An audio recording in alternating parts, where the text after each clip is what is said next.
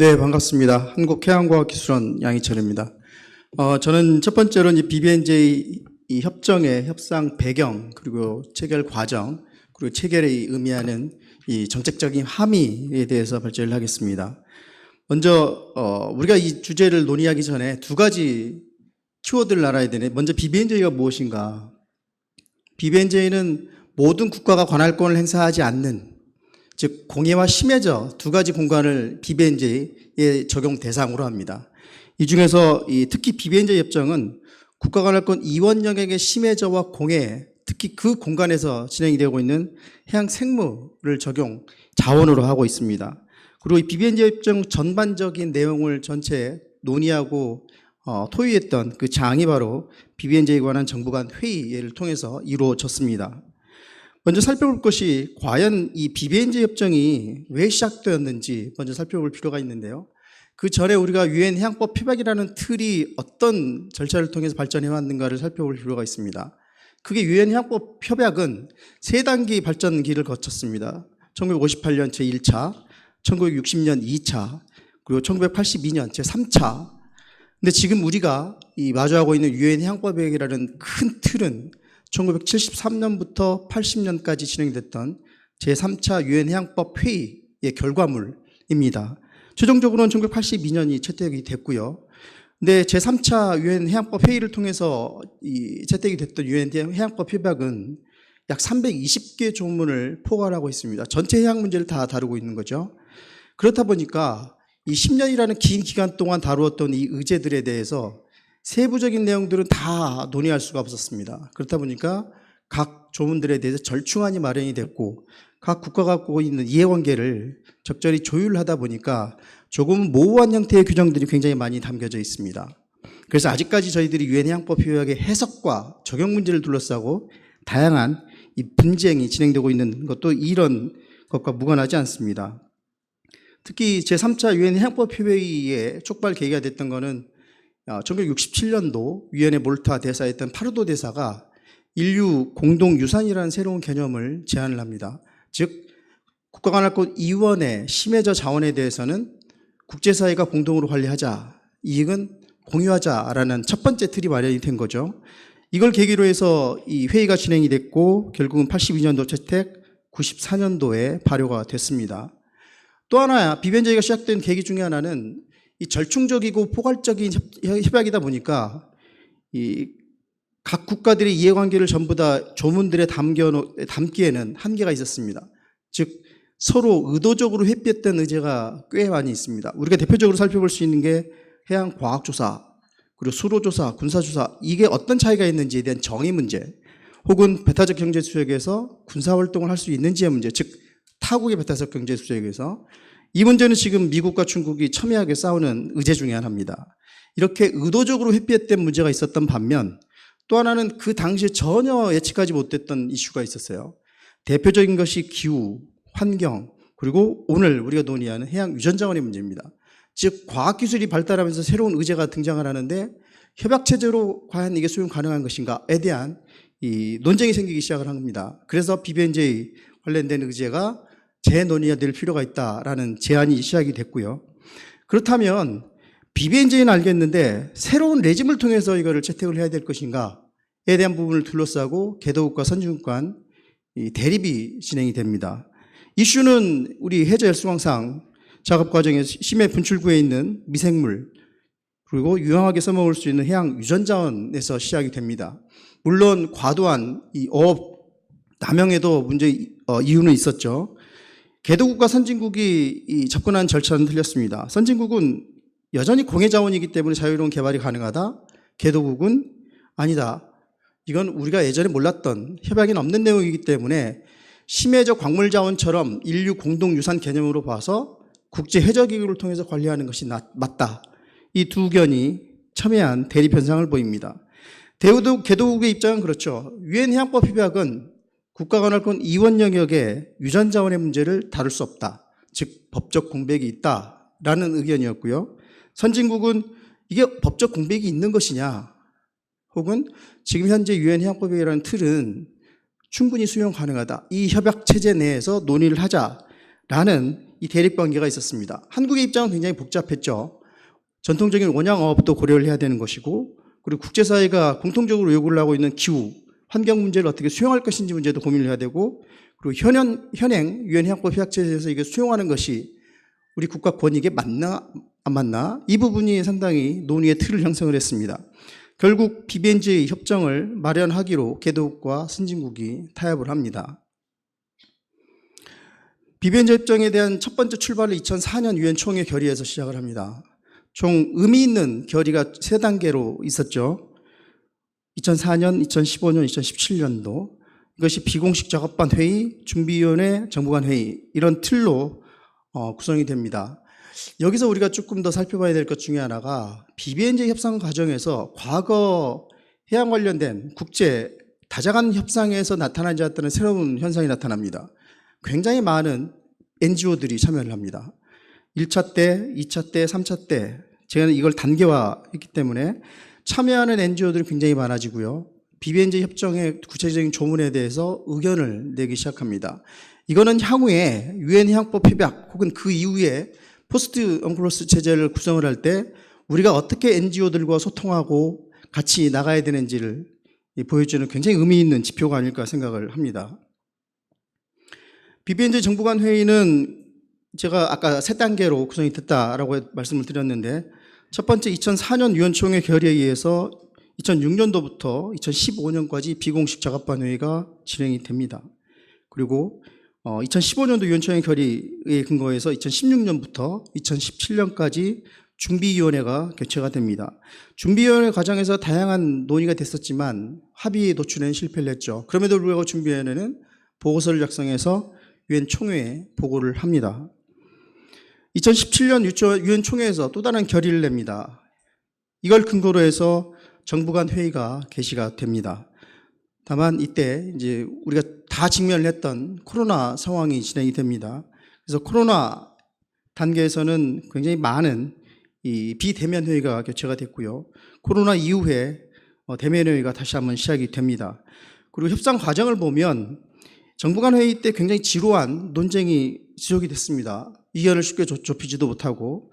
근데 2022년도에 접어들면서 많은 국가들이 특정 이슈에 대해서 타협할 의지가 조금씩 나타나기 시작을 했습니다. 그리고 2023년 올해 초반에는 정부간 회의 개최를 통해서 조금 더 큰 틀에서 합의를 하고자 하는 의지가 있었고, 의장의 굉장히 강력한 이 업무 이 분량을 소화를 하면서 마지막 날에는 총 36시간 동안 연속 회의를 하면서 최종적인 초안을 도출하는 데 성공을 합니다. 정부 간 회의를 통해서 이 채택된 초안을 배경으로 해서 각 내용을 이 용어의 통일화 작업, 그리고 유엔 공식 언어 6개 언어로 번역하는 작업도 동시에 진행을 했습니다. 그래서 6월 19일 날 최종적으로 BBNJ 협정을 채택을 합니다. 협정에 따라서 이번 2023년 9월 20일부터 25년 9월 20일까지 협정 서명을 위해서 개방이 되고요. 60번째 비준서, 승인서, 수락서, 가입서가 도착이 되면 그 날로부터 120일째 되는 날 BBNJ 협정은 공식 발효를 합니다. 기존의 사례를 볼 때 비준에 굉장히 오래도 걸리는 협정도 있지만 BBNJ에 지금까지 보여줬던 각국의 의지로 볼 때 2년 내에 발효가 되지 않을까 싶습니다. BBNJ 협정은 총 12개 부, 76개 조, 2개의 부속서로 구성이 되어 있습니다. 여기서 의미 있게 봐야 되는 것은 이 협정에 따라서 설치가 되는 기구, 위원회, 그리고 그 위원회마다 다루고 있는 특별한 기능들, 우리 해양 이 결과물들을 여기서 다 다루게 될 텐데 그게 어떤 의미가 있는지, 그리고 우리가 어떤 방식으로 BBNJ 협정에 수용이 될 수가 있을 것인지를 고민하는 작업이 이제부터 시작이 됩니다. BBNJ 협정을 천명하고 있는 두 가지 큰 목표는 보전 그리고 지속 가능한 이용이죠. 이 틀을 유지하기 위해서 의미 있는 4가지 핵심 의제들이 있습니다. 해양 유전 자원에 대한 공정하고 공평한 이익 공유의 문제, 구역 기반 관리 수단의 문제, 해양 환경 영향 평가의 문제, 그리고 역량 강화와 기술 이전의 문제가 바로 4가지 핵심 테마입니다. BBNJ가 채택됨으로써 유엔 해양법 협약에도 미묘한 변화가 생겼습니다. 기존에 2개의 이행협정 체제였다면 이제는 3개의 협정 체제로 전환이 됐고요. 그리고 심해저 이행협정 같은 경우는 국제해저기구라는 국제기구가 설립이 돼서 운영이 되고 있습니다. 그리고 공해업협정은 그 유지를 한 틀이 기본적으로 지역 수상 관련된 기구들이 이 협정을 유지를 하고 있는 거죠. 비비협정은 아직 열려 있습니다. 첫 번째 당사국 총회에서 모든 것들을 논의를 하고 기구 설립 방향, 그리고 그 이후에 이 지침, 표준, 규칙들을 제정을 할 예정에 있습니다. BBNJ 협정을 운영하는 체제는 이렇게 될 것 같습니다. 먼저 당사국 총회가 최종 의사결정권자로 지금 규정이 되어 있습니다. 그리고 이거를 뒷받침하는 것이 사무국, 과학기술기구, 그리고 아직 몇 개인지를 모르는 보조기구들이 이 협정의 체제를 운영을 할 것 같습니다. 그리고 이 과정에서 우리가 눈여겨볼 것이 접근 및 이 공유 관련된 위원회, 총 15명으로 구성이 됩니다. 이 많은 것들이 여기서 논의될 가능성이 있죠. 그리고 또 하나는 이행준수위원회, 역량구축, 해양기술이전위원회 등등에 대해서 우리가 관심을 가질 필요가 있습니다. BBNJ 협정이 적용되는 공간적 범위입니다. 기본적으로 모든 국가가 관할 수역을 확정을 하고 그 이원에 남아있는 공해와 심해저, 즉 수채화 하층토 모두가 BBNJ 협정의 대상 공간으로 됩니다. 지금 그림에 보시는 바와 같이 회색으로 된 거는 지금 완전히 확정된 각국의 EEZ 범주고요. 노란색으로 표현된 거는 200킬 외측으로 대륙붕을 연장한 그림입니다. 즉 BBNJ가 적용되는 공간적 범위는 나머지 하늘색으로 칠해진 그 모든 수역이 BBNJ 협정이 적용될 수 있는 공간적 범위입니다. BBNJ 협정이 발효가 되면 국가적으로 할 일이 굉장히 많습니다. 비준 준비를 해야 되겠죠. 비준 준비는 지금부터 시작이 됐습니다. 필요하면 국회 동의를 통해서 대통령 승인을 통해서 비준을 완료를 해야 되고요. 협정 발효 이후에는 이 협정에 어떻게 참여할 것인가, 협정을 우리가 주도할 것인가, 혹은 기존의 해양 관련된 거버넌스 체계처럼 순응하면서 할 것인지를 고민을 해야 됩니다. 그리고 굉장히 많은 국내 법과 제도를 정비할 필요가 있는 거죠. 혹은 협정과 충돌된 규정이 있으면 그것도 개정이 필요합니다. 정책을 어떻게 결정하는가에 따라서는 BB협정이 아직까지 열려있는 부분이기 때문에 이 사무국, 국제기구, 보조기구, 각 위원회에 우리 전문가들을 어떻게 진출시킬 것인가, 필요하면 사무국을 우리 한국에 유치할 것인가에 대해서도 고민이 필요합니다. BBNJ 협정은 저는 의미를 그렇게 보고 있습니다. 과거 유엔 해양법 협약은 20세기에 만들어진 성안된 협약이죠. 근데 BBNJ 협정은 21세기에 국제사회가 해양을 새롭게 바라보는 틀이 작동이 됐습니다.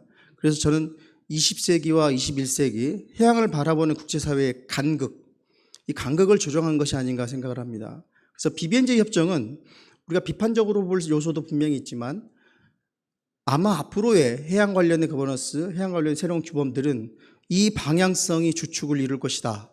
그리고 이 주축을 우리가 어떻게 수행하면서 혹은 어떻게 조율하면서 할 것인가를 분명히 고민해야 될 필요가 있다 생각을 합니다. 20세기에 저희들이 바라봤던 이 해양은 그거였죠. 어떻게 바다를 폐쇄할까? 어떻게 바다를 자유롭게 이용을 할까? 두 가지 이해관계의 충돌이었습니다. 그런데 지금의 바다는 분명한 지향점이 공존입니다. 공존. 그리고 너무나 크게 다가온 환경, 기후를 해양이 어떻게 발맞춰 갈 것인지를 고민해야 되는 단계이기 때문에 향후에 국제 해양 규범은 분명히 틀을 달리하면서 전환이 될 것이다 라고 생각을 합니다. BBNJ 협정 이후에 해양에서는 분명히 공동이익을 어떻게 공유하면서 향유하면서 할 것인가를 고민할 것입니다. 그리고 그 새로운 규범을 태동시키고 변화시킬 수 있는 동인들은, 외부적인 동인들은 해양과학기술, 그리고 새로운 해양정보, 해양안보 이런 요소들이 될 것 같습니다. 그래서 앞으로 BBNJ 협정, 즉 포스트 언클로스의 작업은 지속될 것이고 거기에 우리 대한민국이 어떻게 순응할 것인지 혹은 경우에 따라서는 어떻게 주도할 것인지 문제를 고민하는 새로운 단계가 아닐까 생각을 합니다. BBNJ 협정을 보면서 저희들은 이런 생각을 합니다. 먼저 바다의 헌법전, 다 들어보셨던 바다의 헌법전은 1982년도 유엔 해양법 협약을 채택할 때 그 채택 당시의 의장이었던 토미 코라는 싱가포르 대사였습니다. 이 분의 말이었죠. 근데 이번에 레나 리라고 이 비벤제 협정을 마지막 단계에 성안 완료시킨 의장입니다. 의미 있는 것은 이 두 분이 전부 다 싱가포르 국적이라는 뜻이고요. 이 두 분들이 마주했던 해양 문제는 20세기와 21세기였습니다. 그리고 이 두 분들은 가끔 저렇게 만나서 소통을 합니다.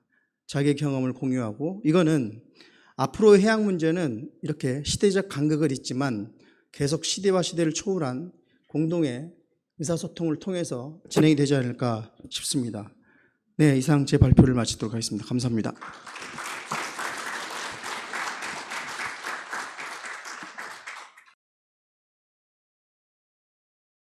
네, 안녕하세요. 이 세션에 구역개방관리수단과 환경영향평가를 설명을 맡은 이창열이라고 합니다.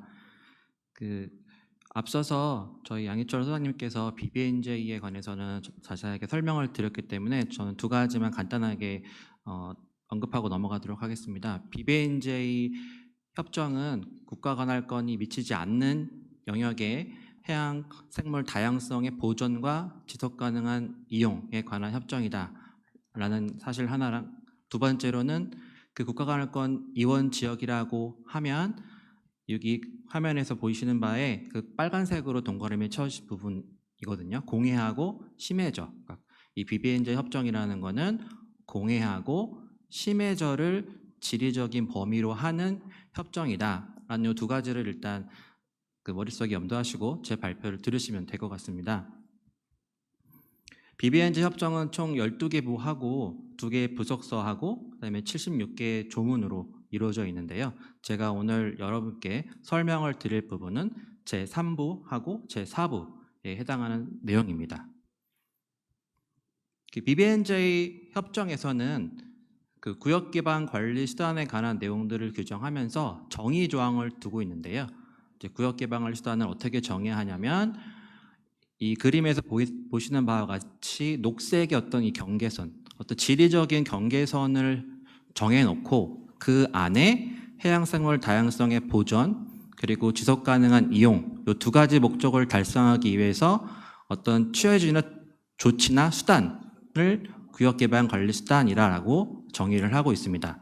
그리고 이 구역개방관리수단을 이렇게 폭넓게 정의했기 때문에 이 안에는 이 해양 보시는 바와 같은 해양보호구역 이외에도 해양환경관리계획 등의 여러 가지 수단들이 다 포함될 수 있습니다. 그래서 매우 넓은 개념이고 BBNJ 협정에서는 그 중에서도 특히 해양보호구역을 또 별도로 정의를 하고 있는데요.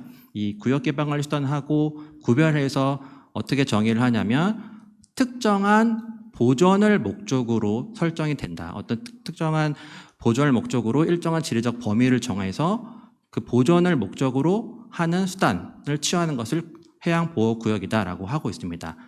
다만 이때에도 보존 행위만 가능한 것은 아니고 그 보존의 목적에 합치하거나 일치하는 그런 이용 행위는 지속 가능한 이용 행위는 허용을 할 수 있도록 이렇게 규정을 하고 있습니다. 그래서 일단 구역개방관리수단 안에 해양보호구역이라는 개념이 포함된다. 근데 해양보호구역은 특히 보존을 목적으로 한다. 이렇게 이해를 하시면 될 것 같습니다. 그래서 이 BBNJ 협정에서 그런 구역기반관리수단에 관한 제2부에서 어떤 내용들을 규정을 하고 있느냐. 한마디로 말하면 각국이 구역개방관리수단을 공해와 심해저에 설정하기 위한 그 과정들을 규정하고 있다. 이렇게 보시면 됩니다. 그래서 어떤 주체가 어떤 방법으로 어떤 과정을 거쳐서 설정을 제한할 수 있고 설정이 되고 또 그때 제한 사항들은 무엇인지 이런 것들을 담고 있다라고 보시면 됩니다. 그래서 제가 그 조문들이 많아서 그거를 이제 한 장의 슬라이드로 한번 정리를 해봤는데요. 일단 이 제안서를 작성할 수 있는 주체는 국가입니다. 이 BBNJ 협정에 가입한 국가, 보통은 이제 당사국이라고 부르는데 그런 당사국들만이 이 구역개방관리수단을 설정해달라고 제안을 할 수가 있습니다. 이때 국가들은 단독으로 할 수도 있고요, 또 공동으로 할 수도 있습니다. 다만 이때 국가가 오로지 국가 혼자서만 하는 건 아니고요. 이해관계자들과의 어떤 협업 과정을 거쳐서 할 수 있도록 이렇게 규정을 하고 있습니다. 그리고 앞서 제가 말씀드린 것처럼 이 BBNJ 협정은 국가 관할권이 미치지 않는 해역에 대한 협정이잖아요. 그래서 국가들이 어떤 해양보호구역을 제한할 때는 그 지역이 다른 국가의 관할권 안에 속하는 지역에서는 안 됩니다. 이러한 조건들이 있습니다. 그래서 최종적으로 어떤 국가가 또 구역개방관리수단을 설정하기 위한 제안을 이제 하게 되면 이제 사무국을 통해서 이제 앞서서 설명해 주신 과학기술기구라는 게 이제 BBNJ 협정에서 만들어지는데요. 이제 그 과학기술기구에서 그 국가가 제출한 그 초안을 검토를 합니다. 이때의 그 초안 검토는 그 제안서에는 어떤 내용들을 수록해야 된다는 그런 기본적인 사항들이 있는데 그런 기술적이고 객관적인 부분들을 이 과학기술에서 검토를 하고 혹시 제안서에 부족한 게 있으면 다시 당사국에 피드백을 해주는 겁니다. 그럼 당사국이 그걸 가지고 다시 수정을 하는 절차를 한번 거치고 그 다음에 이제 이해관계자들하고 한 번 더 협의를 해야 됩니다. 이제 국가가 다른 국가 또는 이 BBNJ 기구 말고 또 다른 기구들이 이미 많이 설립이 되어 있는데 그런 기구들 그리고 시민사회, 그다음에 과학단체 등의 어떤 민간 단체라고 할 수 있을까요? 그런 그 국가 이외의 주체하고도 협의 과정을 거치도록 하고 있습니다. 그래서 그런 협의를 과정을 거치는 거는 실제로 어떤 만나서 이렇게 디스커션을 하는 그런 행위라기보다는 이 BBNJ 협정에서는 그 정보를 이제 다 같이 공유할 수 있는 플랫폼이 새로 만들어지거든요. 이제 정보 공유 체계라고 저희가 번역을 하고 있는데 그런 정보를 공유할 수 있는 플랫폼에 이런 제안서들을 이제 올리게 됩니다. 그 제안서들을 올리고 그런 정보들을 올리게 되는데 그러면 그거를 이런 이해관계자들이 보고 거기에 대한 코멘트, 의견을 그 국가에게 사무국을 통해서 전달을 하는 겁니다. 그러면 그 코멘트를 국가가 보고 이게 되게 중대한 그 코멘트다라고 생각을 하면 제안서에 반영을 하거나 만약에 반영을 안 했을 경우에는 왜 반영을 안 했는지 거기에 대한 이제 그 답변을 해줘야 되는 그런 절차가 있습니다. 그래서 모든 그 의견에 대해서 답변을 줘야 되는 것은 아니고 그 당사국이 판단해서 이게 중요한 코멘트다라고 생각할 경우에 고려될 경우에 그렇게 하도록 하고 있습니다. 그래서 이 제안서에 대한 협의 과정을 거쳐서 제안서가 이제 최종적으로 만들어지면 다시 한번 그 과학기술기구에 이게 제출이 되는데요. 이때 과학기술기구는 앞에서 했던 그 요건들의 검토가 아니고 이제 당사국 총회, 이제 국가들이 모여서 이 BBNJ의 어떤 의사결정을 하는 그 모임을 당사국 총회라고 저희가 부르는데 그런 당사국 총회에서 결정을 어떻게 했으면 좋겠다라고 과학기술가 권고를 해주거든요. 그 권고를 해주기 위한 검토를 이 과학기술기구에서 제안서 평가라는 이름으로 하게 됩니다. 이 평가를 거쳐서 권고를 하게 되면 비로소 이제 당사국 총회에서 그 제안서에 제출된 정보와 내용, 그다음에 이해관계자들의 견해들, 그다음에 최종적으로 과학기술의 권고 이런 것들을 다 종합적으로 고려를 해서 최종적으로 이 국가가 제안한 그런 해양보호구역과 같은 구역개방관리 수단을 설정할 것인지 말 것인지를 결정을 하게 되는데요. 이때 의사결정 방법을 원칙적으로 저희가 컨센서스에 따라야 한다라고 얘기를 하는데 이때 컨센서스라는 거는 한 국가도 반대하지 않을 경우에 통과되는 원칙입니다. 그래서 만약에 한 국가라도 반대를 하게 되면 이 컨센서스에 따라서 통과가 안 되잖아요. 그래서 이제 거기에 대한 그 하나의 대비책으로 3분의 2 이상이 우리가 컨센서스를 합치하기 위해서 모든 노력을 다 했음에도 불구하고 끝까지 노력을 다 했지만 모든 노력이 다 소진됐는데도 컨센서스를 이루지 못했다라는 걸 3분의 2로 결정을 하게 되면 다시 4분의 3의 의견을 받아서 그 구역개방관리수단 제안을 채택하는 그런 의사결정 구조를 가지고 있습니다. 근데 이 구역개방관리수단에서 이제 가장 논의됐던 것 중에 하나가 이제 BBNJ 협정이 만들어지기 전에 이미 다른 기구들이 만들어져 있는데 그 기구들과의 관계를 어떻게 조율할 것이냐의 문제였습니다. 그래서 이 의사결정에서 당사국이 어떤 결정을 할 때 이제 고려할 사항들을 이제 추가적으로 규정을 하고 있는데 일단 기본적으로 이 당사국 총회는 공해와 심해저의 구역개방관리수단을 설정할 수 있는 포괄적인 권한을 가지고 있습니다. 다만 어떤 그 기존의 기구가 구역개방관리수단과 같은 어떤 조치를 이미 취하고 있다. 이미 취하고 있을 때는 이 BBNJ 기구는 그 이미 취해져 있는 조치와 양립 가능한 조치만을 취할 수 있다 이렇게 되어 있습니다. 두 번째로는 그 기구의 이미 구역 개방을 수단을 취할 수 있는 권한, 이때는 이미 취한 조치가 아니고 권한을 가지고 있을 때, 그 기구가 권한을 이미 가지고 있을 때는 그 기구에 속한 회원국이면서 또 BBNJ에 속한 회원국, 그러니까 그 협정 체제의 회원국의 국가들에게 이 BBNJ의 결정이 그 기구의 어떤 그 권한 범위 내에서 채택될 수 있도록 이걸 증진해야 할 그런 의무를 부여할 수 있도록 권고를 하는, 그런 회원국에게 권고하는 결정을 할 수 있다. 이렇게 두 가지 제한 사항이 있습니다. 그래서 이러한 결정을 거쳐서 만약에 이런 제안을 거쳐서 결정이 되면 이제 당사국은 그 이행을 하고 이행한 거에 대한 보고서를 이제 제출을 해야 되고요. 이제 과학기술기구는 그러한 보고서 등을 통해서 모니터링을 해야 되고, 그다음에 당사국 총회는 그런 모니터링 결과들을 다 토대로 해가지고 이 구역 개방 관리 수단을 계속할 건지 아니면 수정할 건지 이런 것들을 이제 결정하는 구조로 되어 있습니다. 이제 이 구역 개방 관리 수단에서 한 가지 이제 그 특이한 거는 국가들이 각국의 사정들이 있을 거잖아요. 그래서 모든 국가가 그래도 이 BBNJ 협정이라는 보편적인 참여를 보장하기 위해서 한 가지 그 예외를 인정하고 있는데요. 조건이 3가지가 있습니다. 이 3가지 조건에 부합이 되면 이 BBNJ의 당사국 총회가 어떤 의사결정을 했더라도 그 결정에 나는 구속받지 않겠다라고 선언을 할 수가 있습니다. 근데 그때 조건이 3가지가 있는데, 첫 번째 조건은 유엔 해양법 협약에서 이미 그 규정하고 있는 권리와 의무가 있을 텐데 그 반대하는 국가의 권리 의무하고 불합치한다 라거나, 또 하나는 그 반대하는 국가를 좀 부당하게 차별하는 조치다. 그 조치가. 그다음에 3번째는 합리적인 노력을 다 하더라도 현실적으로 그 반대하는 국가가 이 당사국 총회 결정을 이행하기가 어렵다. 이 3가지의 조건에 해당을 할 경우에는 나는 그 결정에 구속받지 않겠습니다라고 예외 선언을 할 수 있도록 하고 있습니다.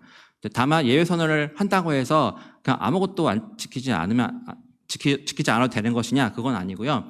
이 BBNJ 협정의 당사국 총회가 결정한 그 조치가 있을 텐데 그것과 동일한 그 효과를 가질 수 있는 정도의 그 대체 조치를 취할 수 있도록 그 국가에게 의무를 부여하고요. 또 그 반대한 국가는 그 대체 조치를 어떻게 이행했는지를 매년 또 당사국 총회 보고를 또 하도록 하고 있습니다.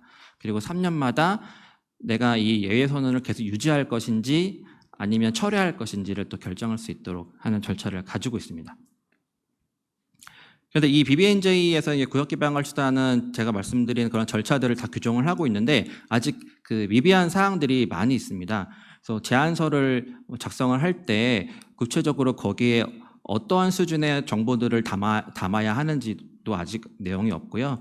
협의 절차를 거칠 때 각 그 이해관계자 주체들이 있을 텐데 그 주체들하고 어떤 기간 동안 어떤 방법으로 이 이해관계자 협의를 진행하고 그 견해들을 고려해야 되는지 이런 것들에 대한 세부 지침도 아직 없고, 또 제안서를 이제 과학기술기구가 이제 권고를 하기 위해서 평가를 할 텐데 그때 평가 기준도 아직 마련되어 있지 않고요. 또 아까 그 당사국 총회가 그 권한을 가지는 범위에 어떤 제한 사항이 있었잖아요. 양립 가능한 조치만 취할 수 있다던가 하는 그때 그 기준은 무엇인지도 아직 확립되어 있지 않고, 또 예외 선언을 할 때 국가가 대체 조치를 취할 수 있다고 하는데 그 대체 조치는 과연 어느 정도의 수준이어야 되는지 이런 것들이 아직 확립되어 있지는 않습니다. 그래서 앞으로 이게 협정이 발효가 되면 국가들의 실행이 또 필요하고 당사국 총회의 지침 마련들이 또 필요합니다. 그래서 이런 것들이 향후 발효가 되면 보완이 될 것으로 보입니다. 다음은 환경영향평가인데요. 이 BBNJ에서 환경영향평가는 이 국가관할권 밖에 지역에서 어떤 국가가 어떤 활동을 하게 될 때 그 활동에 대한 잠재적 영향을 평가하도록 하는 제도인데 이걸 어떻게 평가하는지에 대한 과정을 담고 있다라고 보시면 됩니다. 그래서 이 환경영향 평가에 대한 정의를 되게 포괄적으로 하고 있는데요. 아까 제가 말씀드린 것처럼 국가관할권 밖에서 어떤 국가가 어떤 활동을 하기로 결정을 할 경우에 그 의사결정을, 이 활동을 내가 해도 될지 말지를 하는 그 의사결정 과정에 그 정보를 제공해 주기 위해서 그 활동의 잠재적인 영향을 확인하고 평가하는 과정이라고 이렇게 일반적으로 규정을 하고 있고, 또 다른 그 국제 협약보다 좀 더 발전적으로 이 누적 영향에 대한 구체적인 정의 조항을 두고 있습니다. 그래서 누적 영향이라 하면 과거하고 현재 그리고 예견 가능한 어떤 미래에 서로 다른 활동으로부터 발생하는 영향, 그리고 또는 유사한 활동이 반복적으로 이루어지고 또 기후변화와 산성화의 결과로 발생하는 영향이 결합되고 누적 증가된 영향이다라고 이렇게 규정을 하고 있습니다. 그래서 다른 조약에서는 누적 영향에 대한 정의 조항을 두고 있지 않는 반면에 BBNJ가 이 누적 영향을 정의 조항을 두고 있다는 데 의의가 있고요. 구체적인 방법에 대해서는 차후에 더 발전될 필요가 있을 것 같아 보입니다. 이 환경영향 평가에 대한 기본 체계가 이제 두 가지를 생각하실 수 있습니다. 기본적으로 BBNJ는 국가 간의 밖에에 적용되는 협정이니까요. 이 어떤 활동이 국가 간의 밖에, 그림에 보이시는 오른쪽입니다. 오른쪽에 활동이 있을 경우에만 이 BBNJ 협정을 고려하게 됩니다. 그래서 이 국가 간의 밖에서 이루어지는 활동이 그 이원 지역에 어떤 잠재적인 영향을 줄 경우, 그리고 그 활동이 다른 국가의 관할권 내로 그 월경에서 영향을 줄 경우, 이 경우에는 이 BBNJ 협정에서 정하는 절차에 따라서 과정에 따라서 환경영향 평가를 수행해라라는 의무를 부여하고 있고요. 또 두 번째로는 이 활동이 국가관할권 밖에서 수행되는 건 아니고요.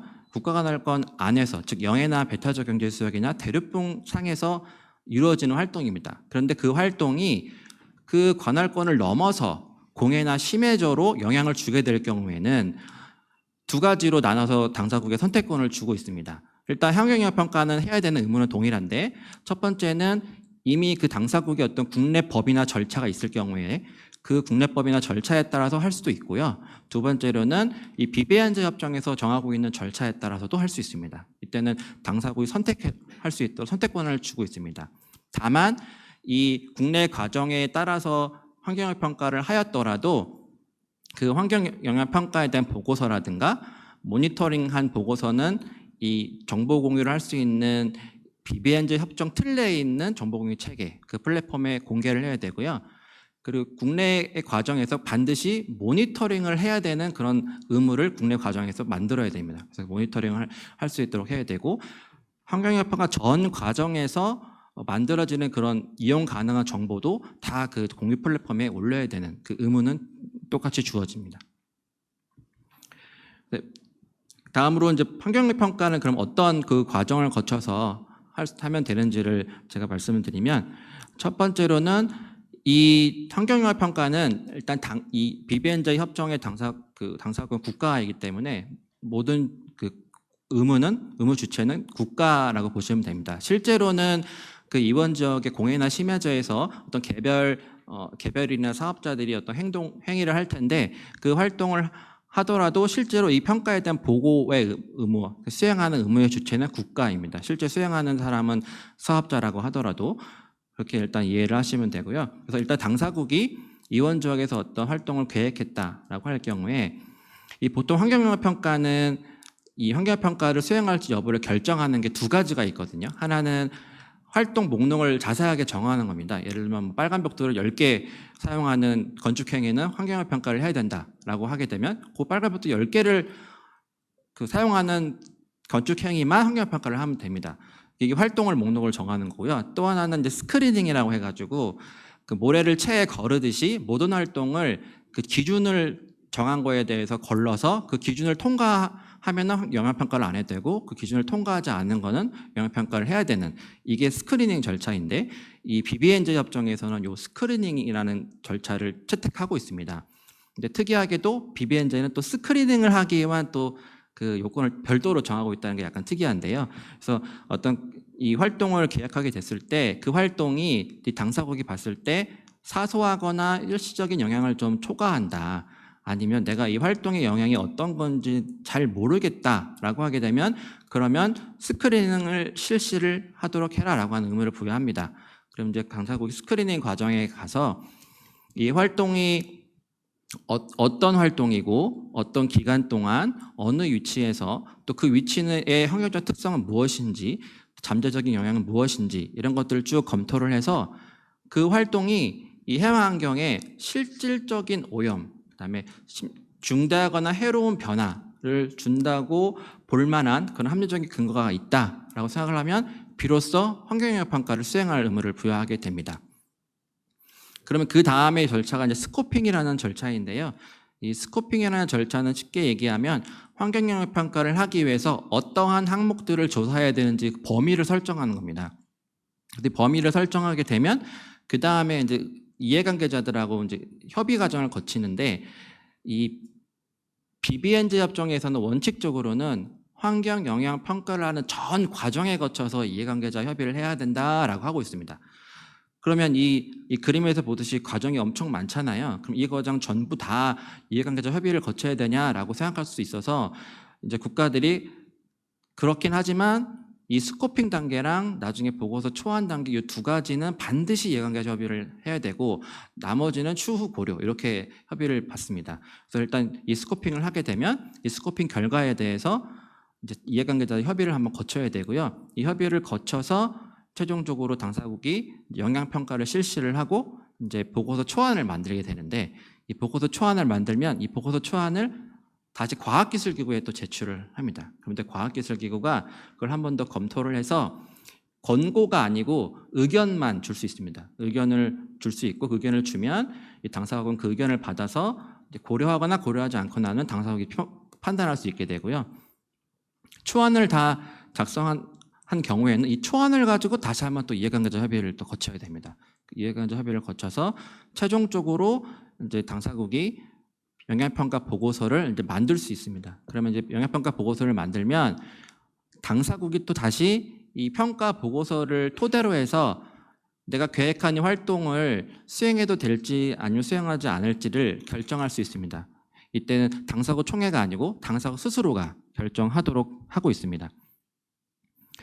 그리고 이 과정 중에서 이 당사국이 이거를 결정할 수 있기 때문에 그 견제 수단이 없잖아요. 그래서 이제 이 BBNJ 협정에서는 컬링 메커니즘이라고 해서 이제 그 문제 제기를 할 수 있는 단계를 두 개를 규정하고 있습니다. 하나는 스크리닝 제도에서 환경영향 평가를 만약에 수행하지 않기로 결정을 했다.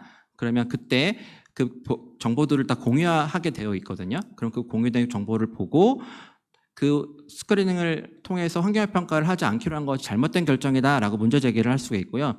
두 번째로는 의사결정을 하고 난 이후에 원래 그 환경영향 평가에서 예상된 것보다 더 다른 부정적인 영향이 나왔다라고 그 문제 제기를 할 수 있습니다. 그렇게 될 경우에 당사국이 그 문제를 한번 고려를 해야 되고 또 과학기술기구도 그걸 한번 더 들여다보고 이때는 당사국에 권고를 할 수 있고 그럼 그 권고를 다시 당사국이 한 번 더 봐야 되는 그러한 내용들이 규정이 되어 있습니다. 이 환경영향 평가도 앞서 말씀드린 구역개방관리수단과 마찬가지로 여러 그 단계별로 세부적인 내용들이 좀 미비합니다. 그래서 이것도 발효가 되게 되면 이 각 절차적인 부분에 대해서 세부 지침들을 마련해야 될 필요가 있을 것으로 보입니다. 제가 준비한 내용은 여기까지고요. 그래서 BBNJ 협정 채택을 통해서 공해하고 심해저의 그 해양환경 보호가 국가들 간의 협력을 통해서 잘 이루어질 수 있기를 희망하면서 발표를 마치도록 하겠습니다. 감사합니다.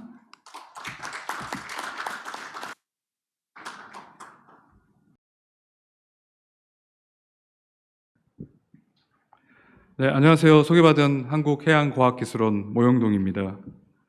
먼저 오늘처럼 의미 있는 자리에 제가 발표할 수 있도록 해주신 해양수산부와 그리고 우리 한국해양과학기술원에 감사드립니다. 그리고 지난 7년간의 협상에 늘 정보대표단과 함께 해주신 해양수산부 해양수산생명자원과 분들께 특별히 감사드립니다. 오늘 지금 이 시간에 제가 말씀드릴 해양유전자원 부분은 접근과 이익 공유를 포함하고 있기 때문에 협상이 시작되는 시기부터 많은 분들의 관심을 끌었습니다. 그 분들의 관심은 두 가지 질문으로 이제 축약될 수 있는데요. 첫 번째가 BBNJ가 성립이 되면 우리 연구 개발 활동에 어떠한 영향을 미칠 것인가가 첫 번째 질문이셨고요. 그다음에 두 번째는 이익 공유가 생긴다면 그 이익 공유는 어떤 수준으로 어떻게 얼마나 많이 될 것인가라는 것이 이제 질문이셨습니다. 사실 이 두 가지 질문 때문에 해양유전자원은 마지막까지 협상에 어려움을 겪었습니다. BBNJ 협상의 마지막 36시간의 그 계속된 협상은 사실 해양유전자원에 기인한 것입니다. 그래서 지금까지 항상 제가 질문을 받으면 저는 그 질문에 대해서 답을 드리지 못했는데요. 이제 해양유전자원에 대한 협정이 채택되었기 때문에 이제 오늘 그 두 가지 질문에 대해서 설명을 드리고자 합니다. 그래서 설명드리기 전에 먼저 해양유전자원부 제2부가 어떻게 구성되고 다른 부랑 어떻게 연결되어 있는지 이제 구조적인 문제를 먼저 설명을 드리고 그 다음부터 제가 말씀드렸던 두 가지 질문을 하나씩 설명을 드리도록 하겠습니다.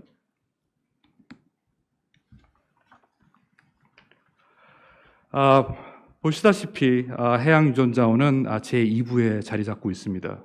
제2부에 자리 잡고 있지만 해양유전자부 자원 제2부가 구동하기 위해서는 제1부의 용어 정의가 필요합니다. 그래서 제1부에서 주요한 해양유전자원과 관련된 주요한 정의를 갖다가 정의를 하고 있고요. 그다음에 제2부 이제 운영 규정이라고 할 수 있는데요. 제9조부터 16조가 이렇게 자리 잡고 있습니다.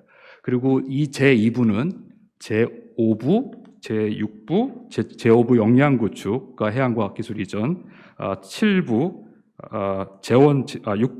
6부 제도적 안배의 정보 공유 체계, 그리고 7부 재원 체계랑 상호 연결되어 있습니다.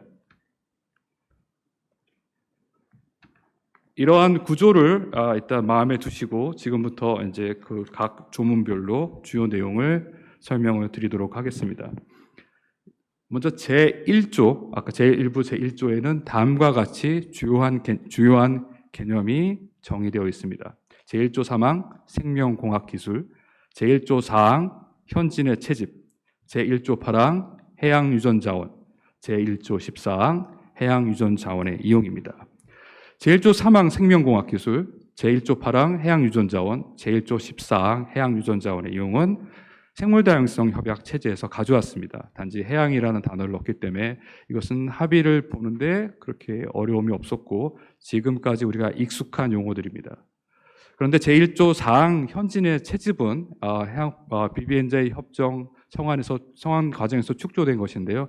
이것을 만든 이유는 접근 절차의 기준점을 설립하기 위해서 현진의 채집이라는 정의를 축조하였습니다. 그런데 UN BBNJ 협정, 앞으로 제가 설명을 드리면 확실히 아시게 되겠지만 그러니까 UN 유전자원 부를 갖다가 구동하기 위해서는 이 합의된 정의 외에도 더 많은 정의가 사실 필요합니다. 그 중에 첫 번째가 디지털 염기서열 정보입니다. 줄여서 DSI라고 하는데요. 이것이 굉장히 중요한 의미를 가짐에도 불구하고 정의에 합의하는데 실패했습니다.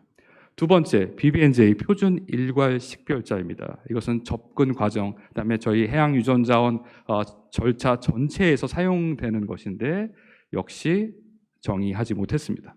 그리고 세 번째, 해양유전자원과 해양유전자원 디지털 염기서열 정보에 관한 관련된 활동, 이것도 역시 한 조 전체를 차지하고 있는 정의임에도 불구하고 정의를 하는데 합의하지 못했습니다. 그래서 결국은 UN BBNJ 해양유전자원 체제 골격은 만들어졌지만 아직 완벽하지는 않다라고 말씀드릴 수 있겠습니다. 다음은 제2부 해양유전자원부의 목적입니다. 제 구조인데요. 이 목적에서는 네 가지를 제시하고 있습니다. 첫 번째, 이익 공유할 것. 두 번째, 역량 구축. 세 번째, 과학 발전 및 기술 혁신. 네 번째, 기술 이전입니다. 이것을 보시면 해양유전자원부가 단순히 이익 공유만을 위한 것이 아니고 역량 구축, 기술 이전, 과학 발전 및 기술 혁신과도 연계되어 있다는 것을 아실 수 있습니다. 자, 여기서부터 연구자분들께서 많은 관심을 가지셨던 분야입니다. 첫 번째, 적용입니다. 해양유전자원에 대한 협상을 할 때 처음부터 당사국들이 이견을 보이고 가지고 있었던 질문입니다. 첫 번째가 시간적 범위고요. 두 번째 물적 범위입니다. 첫 번째 시간적 범위는 다음과 같습니다. BBNJ 협정 이전에 채집했던 시료에 대해서 이익 공유가 되어야 할 것인가, BBNJ 협정이 적용되어야 될 것인가라는 것에 대해서 당사국들이 모두 의견을 가지고 있었고요. 찬반으로 엇갈렸습니다. 그리고 약간 더 복잡한 문제입니다. 예를 들어서 BBNJ 협정이 발효되기 이전에 채집한 시료가 있습니다. 그 시료에서 디지털 시퀀스 인포메이션, 디지털 염기 서열 정보를 발효 후에 생성합니다. 그렇다면 여기에 BBNJ는 적용되어야 될 것인가? 즉 BBNJ가 창출하는 접근 절차와 이익 공유는 여기에 적용이 되어야 될까 하는 질문이 있었습니다. 여기에 대해서 계속적인 질문이 있었고요. 역시 협상 과정에서 가장 어려웠던 한 조항이었습니다. 여기에 대해서 제10조 적용의 제1항은 다음과 같이 규정합니다. 첫 번째, 기본적인 범위는 협정 발효 후 채집되고 생성된 해양 유전자원과 디지털 염기서열 관련 활동입니다. 즉, 첫 번째 기본적인 시간적 범위 규정은 협정이 발효된 이후에, 그러니까 시점에서 미래로 가는 활동에 대해서 적용되도록 되어 있습니다. 그런데 이 시간적 범위의 규정이 여기서 멈추지 않았습니다. 그 다음 문에 보면 확장되도록 되어 있습니다.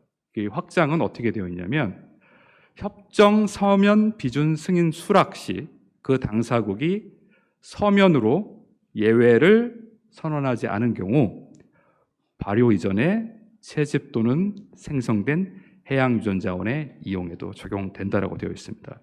이것을 다시 풀어서 말씀드리면 과거에로 이 BBNJ 협정이 적용될 수 있다라는 것입니다. 물론 여기에 범위에 약간의 차이가 있습니다. 아까 기본적인 범위에서는 대상이 활동이었는데 이제 확장에 와서는 이용이 그 대상이 됩니다. 아까 잠깐 말씀드렸던 것처럼 현재 활동의 정의가 명확하지 않습니다. 물론 이용은 정의를 가지고 있습니다만 그렇기 때문에 여기에 대해서 아직 저희가 명백하게 차별을 갖다가 구하기는 약간 이른 것 같습니다. 그래서 조금 설명을 드리면 기본적인 경우에는 왼쪽에 MGR이라고 되어 있는 것이 채집한 시료라고 생각하시면 됩니다. 발효 후에 채집하고 발효 후에 DSI를 생성해야 적용됩니다. 발효 전에 있었던 시료에서 역시 발효 전에 DSI를 만들었다면 이것은 적용이 되지 않습니다. 그리고 발효 전에 있었던 MGR을 DSI를 발효 후에 생성하면 이 역시 적용되지 않습니다. 그런데 확장 범위로 가면 발효 전에 채집했던 MGR과 MGR에서 발효 전에 DSI를 생성하더라도 여기서는 적용이 됩니다. 그리고 발효 전 DSI를 발효 전 채집 MGR에서 발효 후에 DSI를 생성하게 돼도 역시 적용이 됩니다. 이렇게 서면으로 그 당사국의 의사를 표현하지 않는 경우에는 이 BBNJ의 적용 범위는 상당히 넓어지게 됩니다. 두 번째는 물적 범위입니다. BBNJ가 논의되기 시작부터 특히 어류는 여기서 제외되어야 된다는 주장이 강렬했고 여기에 대해서는 당사국들이 상당히 비슷한 의견을 가지고 있었던 것으로 보입니다. 그래서 제10조 적용 물적 범위에서는 다음과 같이 규정합니다. 관련 국제법에 의하여 규제되는 어업과 어업 관련 활동에는 적용되지 않는다.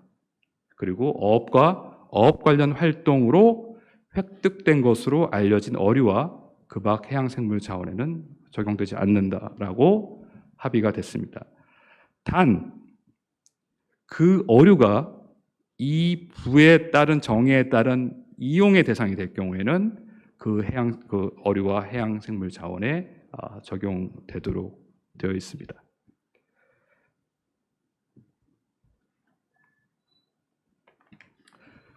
네 번째는 말씀드렸던 국가관할권 밖 지역 해양유전자원 관련 활동입니다. 제11조에서 이를 규정하고 있는데요. 이것은 국가관할권 바깥의 지역에서 해양 유전자 관련 활동이 어떠한 규칙에 따라서 일반적으로 다루어져야 되는, 행해져야 되는지를 규정하고 있습니다. 그 중에 지리적 평등이 있고요. 그러니까 지리적으로 불리한 국가도 이러한 활동을 할 수 있어야 된다는 것이고, 그다음에 국제 협력을 장려하고 정보 공유 체계 운영을 위한 협력을 할 의무를 주었고, 그다음에 주권적 권리 주장 행사 불인정, 그다음에 개발도상국의 이익과 필요에 대한 특별한 고려를 할 것, 그다음에 평화적 목적만을 위해서 수행될 것을 얘기하고 있습니다. 굉장히 일반적인 규칙입니다. 그런데 이 제11조에 있어서 가장 큰 의미는 디지털 시퀀스 인포메이션을 해양 유전자원과 같은 지위로 끌어올렸다는 것에 있는 것으로 보입니다. BBNJ 마지막 정부 간 회의가 올해 3월 달에 있었는데, 그 3월 바로 전에 12월 달에 생물다양성 협약과 나고야 의정서 당사국 총회와 당사국 회의가 있었습니다. 거기서도 여전히 디지털 시퀀스 인포메이션, 더 디지털 연기 서열 정보는 그 법적 지위가 명확하지 않았습니다. 그런데 지금 이 UN BBNJ 협정에서는 디지털 시퀀스 인포메이션을 해양 유전 자원과의 거의 버금가는 지위로 올렸기 때문에 앞으로 이 결과는 앞으로 있을 나고야 의정서와 생물다양성 협약 총회에 큰 영향을 미칠 것으로 보입니다. 다음에 통고입니다. 제12조 통고입니다. 아마 이 조항들이 저희 한국해양과학기술원을 포함해서 우리 국립해양생물자원관 그리고 많은 연구기관 연구자들께 영향을 미치는 조항이라고 생각합니다. 자, 통고는 1차, 2차, 3차 통보로 구성됩니다. 물론 이제 1차, 2차, 3차는 제가 여러분의 이해를 돕기 위해서 붙인 이름이고요. 첫 번째 제1차 통보는 언제 이루어지냐면 채집 6개월 전까지 이루어져야 됩니다. 또는 현지 채집 전 가능한 빨리 이루어져야 되는데요. 아래에 제가 적어놓은 정보를 정보 공유 체제에 통고하도록 되어 있습니다. 정보의 성격을 보면 수행되는 채집의 목적, 그 다음에 연구 주제, 그 다음에 어디에서 할 것인지 지리적 지역, 그 다음에 선박의 정보, 그 다음에 프로젝트 책임자, 그 다음에 그 기관 명칭, 그 다음에 언제 처음 탐사 수역에 들어갈 것인지, 그리고 언제 나올 것인지, 그리고 개발도상국의 연구자들이 참여할 수 있는지, 그 다음에 이 자료들은 앞으로 어떻게 관리할 것인지, 이 계획에 대해서 통보하도록 되어 있습니다.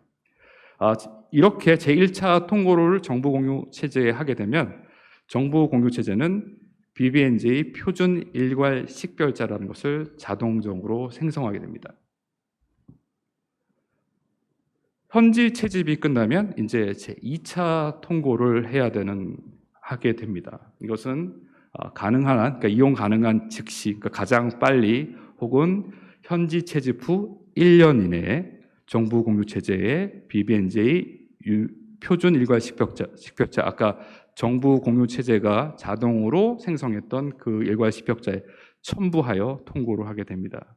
거기에 드는 내용은 협상 과정에 있었던 XC추에 있었던 통고 성격과 흡사합니다. 일단 DSI가 해양유전자원과 그 DSI가 어디에 기탁되고 보관될 건지를 갖다가 이제 알려줘야 되고요. 그 다음에 채집 과정에서 얻었던 정보, 경도, 위도, 수심, 그리고 지역에 대한 상세한 내용을 통보해야 됩니다. 그리고 가능한 한 범위에서 수행 활동에서 얻어진 결과 역시 통보하도록 되어 있습니다. 그리고 아까 1차 통고 시에 제출했던 자료 계획, 만약에 그 자료 계획에 변경해야 될 사항이 있다면 거기에 대해서도 통고하도록 되어 있습니다. 그리고 마지막 제3차 통고입니다. 3차 통고는 좀 더 연구, 개발, 그리고 상업화에 관련된 것입니다. 일단 이 DSI와 MGR이 상업화 또는 그 연구의 대상이 되는 경우 가능한 한 빨리 출판, 특허, 취득과 같은 이용의 결과를 갖다가 실행 가능한 법인에서 내도록 되어 있고요. 그 다음에 이용 대상이 되는 원시료가 어디에 있는지, 그다음에 상품화가 되었을 경우 상품 판매가 어떻게 되고 있는지, 그다음에 상품을 앞으로 어떻게 개발할 것인지에 대한 이용 가능한 정보도 제출하도록 되어 있습니다. 이와 관련해서 특히 수장고의 의무와 관리 방안에 대해서도 설명을 드리겠습니다. 수장고는 두 가지 의무를 UNBBNJ 협정 체제하에서 가지게 됩니다. 첫 번째가 보고입니다. 보고 의무입니다. 보고 의무는 경련으로 해양 유전자원과 DSI에 대한 접근을 집계해서 보고서로 준비하고 열람하도록 접근이익공유위원회가 열람할 수 있도록 하는 의무를 가지게 됩니다.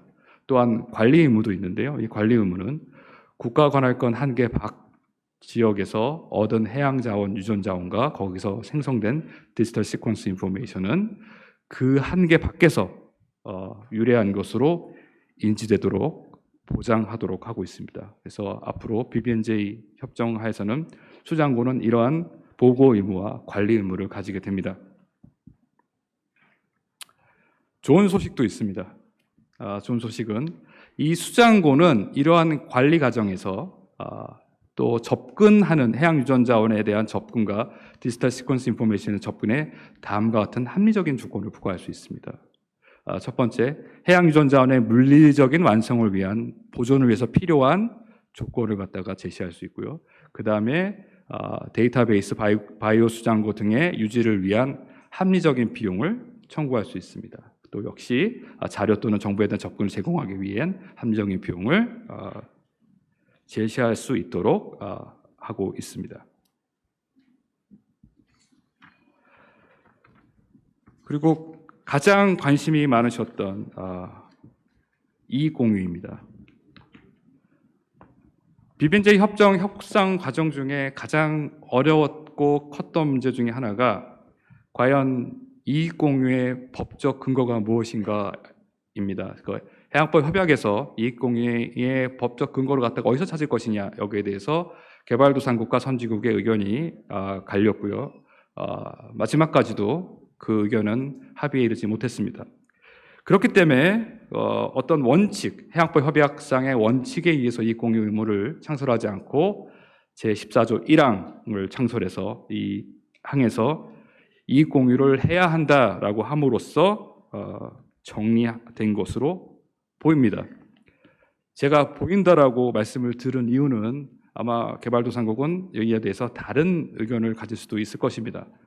일부 국가들은 한일공동유산의 원칙에 근거하여 제14조 1항이 창설됐다고 볼 수도 있을 거고요. 그다음에 또 다른 국가들은 14조 1항은 합의해서 만들어진 것이다라고 할 수 있을 것입니다. 그 세부 사항을 말씀을 드리면 이익 공유는 두 가지 형태로 이루어집니다. 첫 번째 비금전적 이익 공유이고 두 번째는 금전적 이익 공유의 형태입니다. 비금전적 이익 공유의 형태는 다음과 같습니다. 실효와 실효 모험에 대한 접근이 이익 공유의 비금전적 이익 공유의 형태가 됐고요.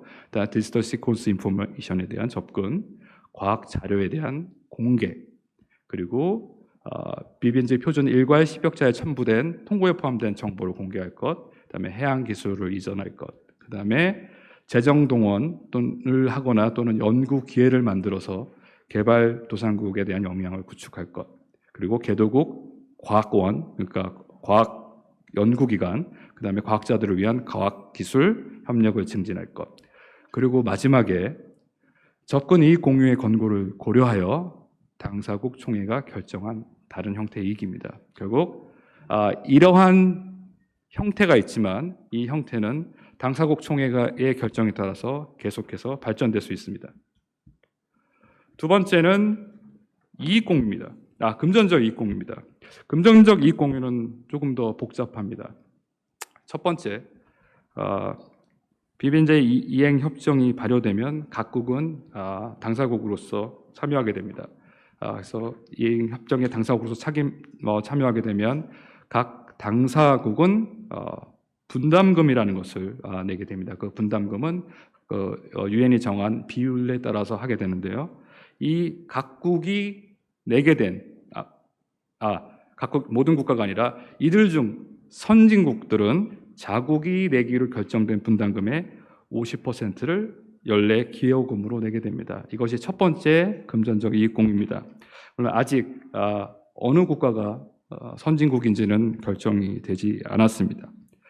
그런데 이 연례 기여금은 계속 유지되는 것이 아니고 다음과 같은 단계별 지불금, 일정 비율의 상품 판매 수익 일정 비율의 지불금, 당사국 활동 수준에 따른 차등 수수료, 당사총회가 정한 다른 형태의 금전적 이익이 결정되는 순간 이 선진국의 연례 기여금은 멈추게 됩니다.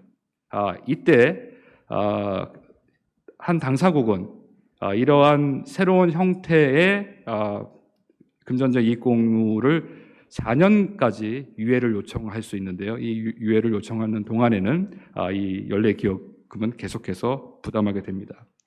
자, 이 금전적 이익 공유의 형태를 하나씩 설명을 드리면 첫 번째 단계별 지불금은 아직 명확하지는 않습니다. 하지만 지금까지 논의되었던 과정에서 나왔던 아이디어를 보면 대부분 예를 들어서 첫 번째 새집하러 갈 때 일정 금액을 내고 두 번째 DSI를 만들 때 일정 금액, 연구 결과가 나오면 일정 금액, 그 다음에 상품화 직전에 일정 금액, 그 다음에 상품화가 되고 나면 일정 금액을 내도록 그래서 단계별로 내도록 하는 것이 지금까지 나타났던 아이디어 생각들이고요.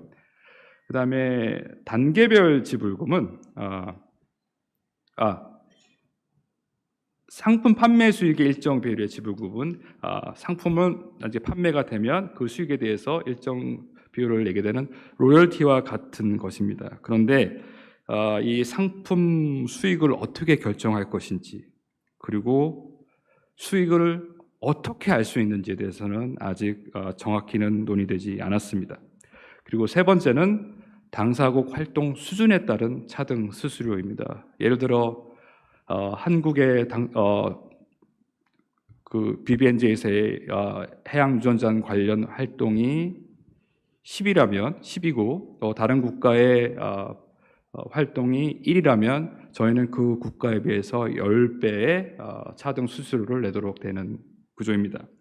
그런데 이 활동을 과연 어떻게 정량화할 것인지, 그 다음에 예를 들어 조사선의 수를 기준으로 할 것인지, 또 조사선이 항차를 몇 번 하는 것으로 할 것인지, 아니면은 지적재산권이 몇 개가 나오는 것인지 할 것인지, 또는 종사자 수로 할 것인지, 또는 그 국가가 가지고 있는 연구기관의 숫자로 할 것인지에 대해서는 아직 명확한 것이 없습니다. 그리고 마지막은 역시 당사국 총회가 정한 다른 형태입니다.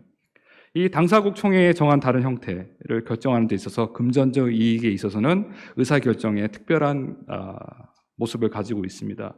일반적으로 BBNJ 당사국 총회에서 의사결정은 원칙은 총의에 의하는 것입니다. 컨센서스에 의하는 것인데 컨센서스에 실패했을 경우에는 3분의 2로 참여하고 투표하는 당사국들의 3분의 2로 이루어지게 돼 있습니다. 그러나 이 금전적 이익 공유의 형태를 결정하는 당사국 총회의 결정에 있어서는 첫 번째, 총의로 컨센서스를 이루기 위해서 최선을 다할 것, 그럼에도 불구하고 총의가 실패할 경우에는 참석하고 투표하는 당사국들의 4분의 3의 다수결에 의해서 이루어지도록 되어 있습니다. 그래서 지금까지 제가 두 가지 질문, 해양과학조사, UN BBNJ가 협정이 이루어지면 해양과학조사와 우리 연구개발에 어떠한 영향을 미칠 것과 그 다음에 두 번째, 이익공유는 어떠한 형태로 어떻게 이루어질 것인가에 대해서 설명을 드렸습니다. 발표를 마치면서 말씀드리면 새롭게 만들어진 UN 해양법이행협정 BBNJ의 해양유전자원부가 인간의 해양에 대한 지식의 추구, 그 다음에 과학적 혁신, 그 다음에 개발에 장애가 되지 않는 방향으로, 저해하지 않는 방향으로 이루어지기를 바랍니다. 이상입니다.